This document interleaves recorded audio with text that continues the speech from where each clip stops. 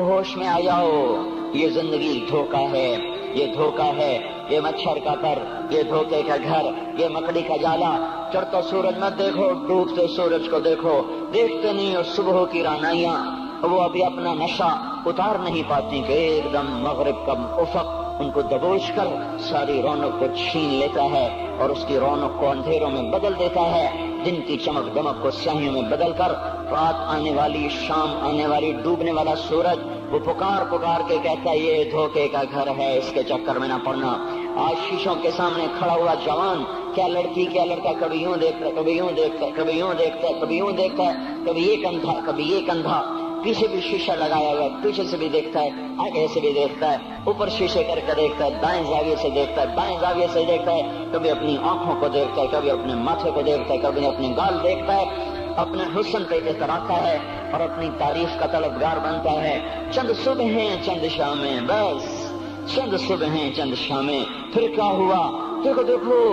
آج مکڑیاں آ گئیں، بڑھاپے کی مکڑیاں آ گئیں اور انہوں نے بڑھاپے کی جھریوں کا تانا بانا بن دیا ہے۔ اب اسے کہتے ہیں شیشہ دیکھو گا تو میں نہیں دیکھتا، آج وہ شیشہ دیکھنے کی سخت نہیں مجھے شیشہ نہ دکھاؤ، یہ میں نہیں ہوں، یہ میں نہیں، یہ تو ہی ہے۔ نہیں میری تو بڑی جوانی تھی، بڑا حسن تھا، میں تو وقت کی زلیخا تھی، میں تو وقت کا یوسف تھا، تو آج دیکھ تو صحیح تیرا ہی چہرہ ہے، یہ جھریاں کہاں سے آئیں، یہ بڑھاپے کی مکڑیوں نے کس وقت حملہ کیا؟ تو نے تو بڑے زور لگائے تھے کہ بڑھاپا نہ آنے پائے، چہرے کی رونق نہ جانے پائے، لاکھوں قسم کے تم نے میک اپ کے سامان خریدے اور کن کن مشقتوں سے تو نے اپنے جسم کو سنوارا بنایا، پر تو آج اپنا چہرہ کیوں نہیں دیکھتا؟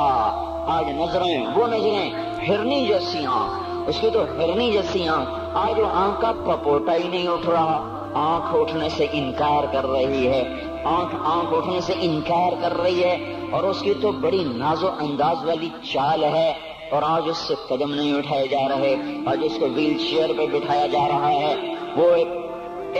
وہ مجھے نصر اللہ بٹ ملا، پہلے فلموں میں کام کرتا تھا، تو ماشاءاللہ 3 چلے لگے، بڑی داڑھی، تو یہ اس زمانے میں، ہمارے زمانے میں فلموں میں کام کرتا تھا، تو کہنے لگا میں 3 من کی بوری کو یوں اٹھا کے پھینک دیتا، 2 انگلیوں میں پکڑ کے یوں اٹھا کے پھینک دیتا تھا، آج مجھ سے خود زمین سے اوپر اٹھا نہیں جا رہا ہے۔ ہاں یہ میرے بھائیو، آنے والی صبح اور شامیں وہ اپنے چہرے ہمیں اوپرے نظر آتے، نہیں میں نہیں، تو ہی ہے۔ میری جوانی کہاں گئی؟ اسے دنیا کھا گئی۔ میری رونقیں کہاں گئی؟ اسے دنیا لے گئی۔ میرا حسن کہاں چلا گیا؟ وہ شام کے ساتھ ڈھل گیا۔ میری جوانی کہاں چلی گئی؟ وہ ڈھل گئی رات کے ساتھ، شام کے ساتھ۔ یہاں کا ہر پھول کھلنے نہیں پاتا کہ وہ مرجھا جاتا ہے، باہر آنے نہیں پاتی کہ خزاں کے تھپیڑے اس سے دھکا دے کر درختوں کو ننگا کر دیتے ہیں، مسکراہٹیں آ نہیں پاتی کہ آنسوں کی رمجھم برسات شروع ہو جاتی ہے، خوشیاں آنگن میں قدم پہلے رکھتی ہیں اور غم آ کر اس کو دھکا دے کے وہ جا کے پھینکتے ہیں۔ ان کا آنا بعد میں ہوتا ہے، غم پہلے سے آ کر ایک مار کے اٹھا کے وہ پھینکتا ہے۔ کہیں شادیوں کے نغمے نہ سنا کرو، جاؤ رونے والیوں کے نوحے سنو، ناچنے والیوں کے گانے نہ سنو، بین کرنے والیاں ان ماؤں کے بین سنو جن کے جوان لال ان کی آنکھوں کے سامنے میت بن کے پڑے ہوتے ہیں، ان عورتوں کے نوحے سنو جن کے جوان خامن ان کے سامنے چھوٹے چھوٹے بچے چھوڑ کے جا کر قبر کے کا سفر شروع کر رہے ہوتے ہیں، ان باپوں کے جا کر ان کی غم گیز داستانیں سنو میرے بھائیو، جو خود کہتے تھے یا اللہ مجھے موت دے دے، وہ بیٹھا سسک رہا ہے، اور جوان بچہ کندھوں پہ اٹھا کر وہ جناب قبر میں لے جایا جا رہا ہے۔ یہاں کے راگ نہ سننا، دھوکہ کھا جاؤ گے، یہاں کے ہوٹلوں میں نہ جانا، وہ دھوکہ فریب ہے، مسکراہٹیں دھوکے ہیں، اور یہاں کے ہوٹل وہ ایمان کو برباد کرنے کے اڈے ہیں، وہاں نہ جانا، وہاں ہر چیز مصنوعی ہے۔ لوٹ کے قبرستان جانا، شکستہ قبریں، ویران قبرستان، ٹوٹی ہوئی قبریں، اکھڑی ہوئی قبریں، جھکی ہوئی قبریں، بوسیدہ قبریں، دھنسی ہوئی قبریں، ہائے ہائے، ایک قبر کہے گی میں بھی کبھی کسی کا سر پر غرور تھا۔ میں مینی شریف کے قبرستان سے گزر رہا، ایک جگہ فاتحہ پڑھنے جا رہا، میں قبرستان کے درمیان سے گزرا تاکہ قرآن پڑھتا ہوا دائیں بائیں سب کو ایصال ثواب کرتا جاؤں۔ اللہ کی قسم میں نہیں جانتا کون ہے کیا ہے، ایک قبر نے میرے پاؤں روک لیے، اس کی بے بسی نے، اس کی حسرت نے، اس کی